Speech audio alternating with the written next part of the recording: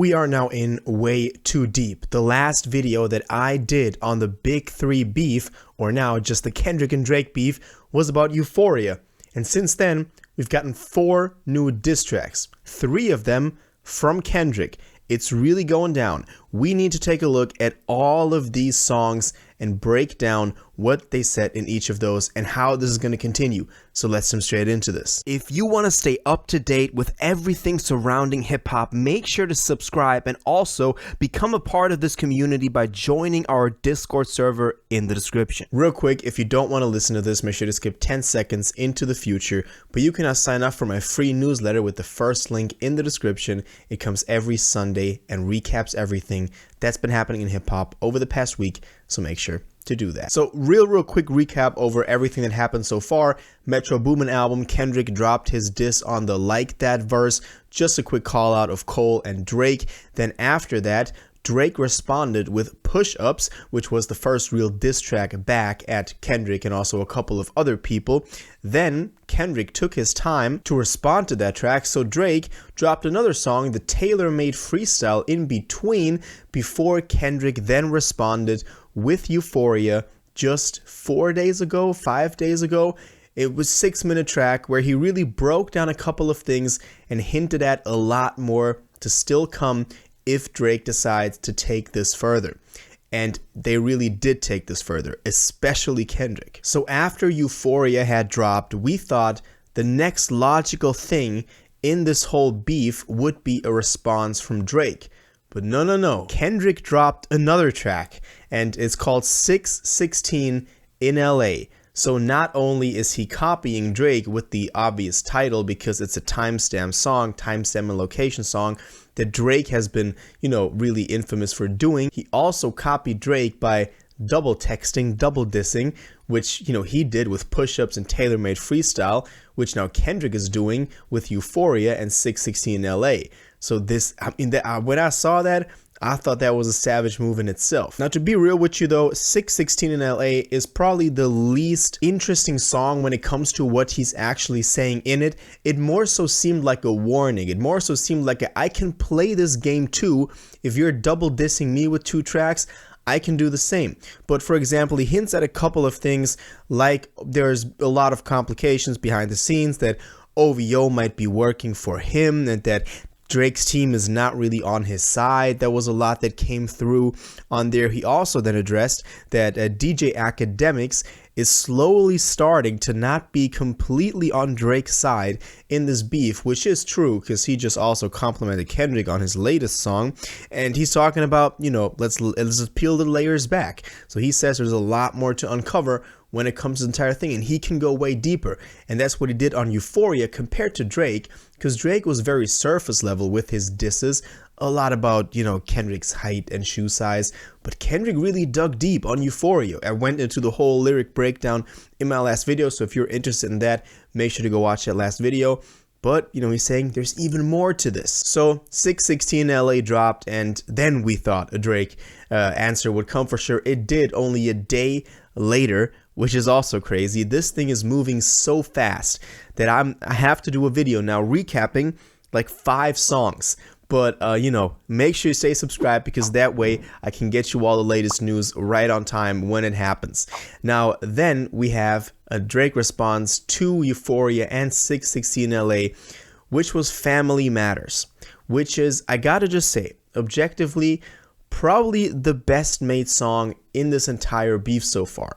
Not only because of the song, but because of the complexity of the song. We have 3 different parts with 3 different flows as well. So it's really a multi-layered song. And also it's a pretty high budget music video for a song that was shot or recorded that spontaneously. And in the movie, for example, he's also crushing the van from the Good Kid, Mad City cover, which is also a very strong symbolic meaning. But let's break down some of the lyrics on Family Matters. So we start out by, Drake calling Kendrick out for not being a real activist, but it's all make-believe. He doesn't even go back to his hood and plant money trees, which is, obviously a reference to the song Money Trees.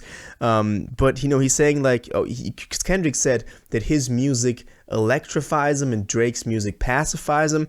But Drake is saying he's not actually an activist either and doesn't do anything important. Then probably one of the boldest claims that Drake did on this song was suggesting that one of Kendrick's kids is actually Dave Freeze. Now, I think he's referring to Whitney, his wife, obviously, but he said, I heard that one of them little kids might be Dave Free. And this is because Dave Free is obviously a longtime collaborator of Kendrick, you know, in Top Dog, and also now going over into PG Lang. This, I don't know if this is true. All of this needs to be confirmed, but that would be insane. So that is a very bold claim that Drake makes here. Now, he also goes on to say, you know, he addresses A$AP Rocky real quick as well by saying, Rakim talking shit again. Gas because you hit my BM first. Do the math. Who I was hitting then. Because A$AP Rocky talked about, you know, having been with Drake's baby mother before him. But now he's suggesting that, you know, it was Rihanna back, you know, with Drake. I don't know if all of this is true, obviously, but it's still a very bold claim. So Drake really went in on here as well. Then he also addressed K-Dot shit is only hitting hard when Baby Keem put his pen to it. So suggesting that Baby Keem, you know, ghost rides a lot for Kendrick, which I think is undeniable, the way the two of them work together. We've also had reference tracks obviously leaked that Keem was doing for Kendrick. But for Drake to talk about Ghost Riders, I don't know, it always seems so inauthentic because that's been proven so many times that he has a lot of people writing for him. Either way, let's go on because he said a lot more. He also said that there wasn't a cease and desist for the Like That verse because, you know, Kendrick suggested that in Euphoria.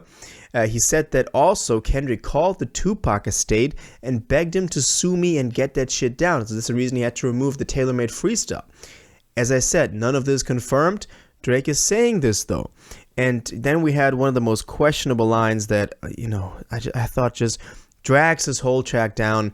You write about fuck the big three. It's only Big D, Drake, and there's video proof, Big D, video proof, that one video of Drake.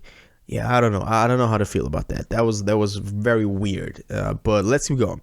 Then also one of the other strongest claims that has been talked about the most was Drake's suggestions that Kendrick has put hands on his wife, on Whitney. So when you put hands on your girl, is it self-defense because she's bigger than you? Obviously, you know, kind of like teasing a little bit. But he said that twice on this track, and that's what a lot of people are now also kind of asking Kendrick if that is true. As I said, Drake makes a lot of bold claims on this, from one of the kids being Dave Freeze to then also, you know, Kendrick potentially beating his wife. So a lot going on in here as well. And I think the song was up for like a couple of hours, so Family Matters from Drake, and then Kendrick's response dropped. And we could tell this was kind of like pre-planned, so Kendrick had the track ready, because this is the track where it really went down. This was the track that shocked the world. Before we talk about that, though, let me just add real quick that Drake also dropped a troll version of the Buried Alive interlude that Kendrick did back on Take Care, so Drake's album, where he kind of mocked, you know, the way that Kendrick was doing the song, and also changed the lyrics a little bit to address Kendrick. Wasn't really anything real monumental, though. But now let's talk about the track that really, you know, a lot of people saying, you know, beat Drake in this beef, but let's take a look at it. It's called Meet the Grahams, so Graham being Drake's last name, and Kendrick is addressing family members of Drake verse by verse personally. This is insane. This is savage. Let's break it all down. So he starts out with Drake's son Adonis, and the first bar of this track is, "Dear Adonis, I'm sorry that man is your father." And he goes on to explain how Drake lacks integrity, how Drake is not a man, Drake is not in his life. And this goes, you know, on. At the end, he says, "A lot of superstars that's real, but your daddy ain't one of them. And you nothing like him. You'll carry yourself as a king. Can't understand me right now. Just play this when you 18. This is on a meta level. Bro, this is crazy. Also, he suggests to Adonis in the track that, you know, he's his idol and that he should look up to Kendrick, not to Drake, because he lacks so many things that a good father needs. So this is already pretty harsh to start a diss track by directly addressing the son of the guy you're dissing. This is pulling a lot of things into this beef. You know, it's not just friendly fire anymore. This is addressing family. But I guess, he did it in the other song as well. Let's keep going. He goes on to address Drake's mother. Dear Sandra, your son got some bad habits. I hope you don't undermine him, especially with all the girls that's hurt inside this climate. You a woman, so you know how it feels to be in alignment with emotion, hoping a man can see you and not be blinded. Then, dear Dennis, so Dennis Graham, so his father, you gave birth to a master manipulator. Even using you to prove who he is a huge favor, suggesting that Drake is using his dad to prove that he's black. I think you should ask for more paper and more paper. So asking, Drake for more money like this. And then it goes on into a direction that is, a lot of people are asking if Kendrick went too far with this. He goes on to say, you raised a horrible fucking person. The nerve of you, Dennis. Sandra, sit down. What I'm about to say is heavy. Now listen. Your son's a sick man with sick thoughts. I think people like him should die. Him and Weinstein should get fucked up in a cell for the rest of their life. Kendrick. God damn. A lot of people are saying like, yo, this is how you should go about it. This is exactly how you should address someone you're dissing. But a lot of people saying this went too far. And Kendrick goes further. This wasn't it. Because Kendrick does the third verse on here. The first verse was for Adonis. The second for Sandra and Dennis, his parents. The third one is for his daughter. And he reveals in this verse that Drake has another child hidden. An 11-year-old daughter. Some people found it already on social media. It's still up to confirm that. So I don't want to play into this rumor or show random kids now that are not confirmed. So I'm not going to do that. But you can do your own research on Twitter. Let's take a look at this verse. He says, dear baby girl, I'm sorry that your father not active inside your world. He don't commit to much but his music, that's for sure. He's a narcissist, misogynist, living inside his songs. Try destroy families rather than take care of his own. Then he says, history do repeats itself. Sometimes it don't need a reason, but I would like to say it's not your fault that he's hiding another child. Give him grace. This the reason I made Mr. Morale so our babies like you can cope later. And this is crazy. I mean, this is what a lot of people were saying, and this was said as a joke like a couple of days ago. Was like, okay, the only way that Kendrick can come through on the promises of having some crazy details, some crazy secrets, is if he reveals that Drake has another child, like Pusha did. But that was a joke. That was like, okay, that was a very exceptional situation back in 2018 with Pusha T revealing that Drake had a son. That's not going to happen again. It's not the standards we should have for beef. Sometimes it could just be, good back and forth, a couple of witty bars. This went very far, though. Kendrick is suggesting that, he has another child, another girl, an 11-year-old girl, because he talks about her 11th birthday.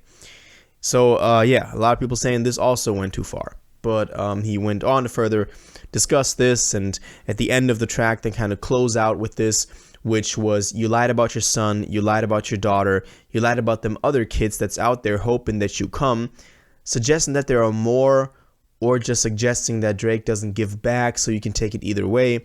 You lied about the only artist that can offer you some help, so himself, Kendrick. Fuck a rap battle. This is a long life battle with yourself. So this was very personal. So Meet the Grahams was the crazy track. Kind of like the I've seen a lot of people talk about how this was kind of structured, with Euphoria being kind of like the setup, being kind of like the first strike. Then 616 LA being the warning. Meet the Grahams now being the murder, and then also the last track that we're going to talk about now being like, the celebration of the murder, which is very dark, but it's kind of like how this whole thing is structured. I've seen that, a couple of times on Twitter now. Because Meet the Grahams dropped, and people were like, okay, now it's silence. Now it's silence. Now Drake could respond denying all of it, but there's not more from Kendrick. But Kendrick didn't even wait a fucking day. Kendrick dropped another track, which is called Not Like Us. It only dropped a couple of hours ago, which is more, more happy, more upbeat in the production, very hard hitting though. This is probably the song that has some of the best commercial probabilities of being successful. So let's see how it does. Even Academics said that, who's a big time Drake fan. So in this song, which is titled after a hook that I think Pusha did a couple of years ago, so there's a lot you can read into that too. But in that song, you know, it's not another child that he's revealing. That would be crazy. But he's, again, you know, fueling into the allegations that Drake is a pedophile, talking about certified lover boy, certified pedophile, trying to strike a chord, and it's probably A minor, which, yeah, it's kind of like a cheap bar. He also said the audience is not dumb, shape the stories how you want, hey Drake, they're not slow, rabbit hole is still deep, I can go further, I promise. So he's saying that Drake shouldn't manipulate the people into believing his side of the story because they're not dumb, and there's still a lot more. The rabbit hole goes deeper. Kendrick can uncover even more, which is crazy. And then also another verse talking about how Drake profited greatly from Atlanta and then listing artists that helped him get his career off the ground. Future, Lil Baby, 21 Thug, Quavo, and 2 Chainz, you know, each contributed to Drake's lasting success, and without them, you know, he would not be who he is. They always helped him back up and helped him stay in touch with new sounds that were happening. So, you know, this was a Not Like Us, which is a very, very good song, though.